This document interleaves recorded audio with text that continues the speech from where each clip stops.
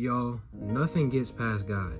He knows your intentions. He knows if you had some things that you prayed for, what you would actually do. For example, we might pray, God, make me rich. If I was a millionaire, I would be a good steward with that money. But God knows either you're not ready or you'll never be that person. You know what I mean? We have to come to terms with that. God, make me an influencer, someone who people listen to.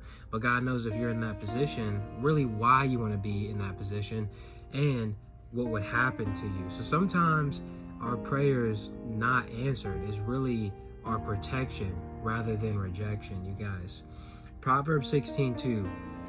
All the ways of a man are clean in his own eyes, but the Lord weighs the spirits. So God knows your intention behind what you're doing.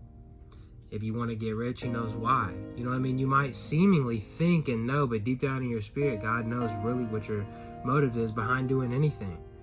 And ultimately, it should be for a good cause, for somebody else, for building up others and the kingdom, right?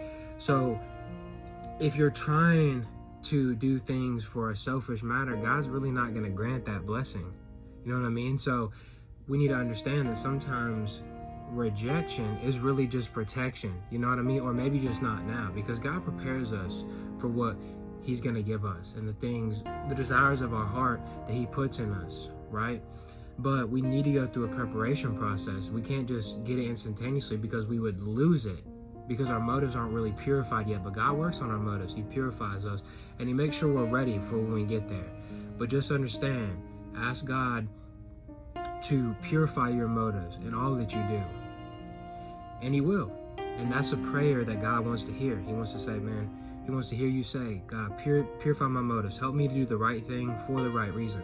Because how many of us have done the right thing for the reward rather than just because it's the right thing? We need to do the right thing because it's the right thing. And a byproduct of doing the right thing is you get a reward. But if that's your motivation for doing the right thing, you're kind of building your house on a foundation of twigs, man. It's going to crumble apart when calamity truly hits. So remember that today, you guys. Pray about this. I pray this word bless you and that you guys have an amazing, blessed day. Thank y'all so much for watching.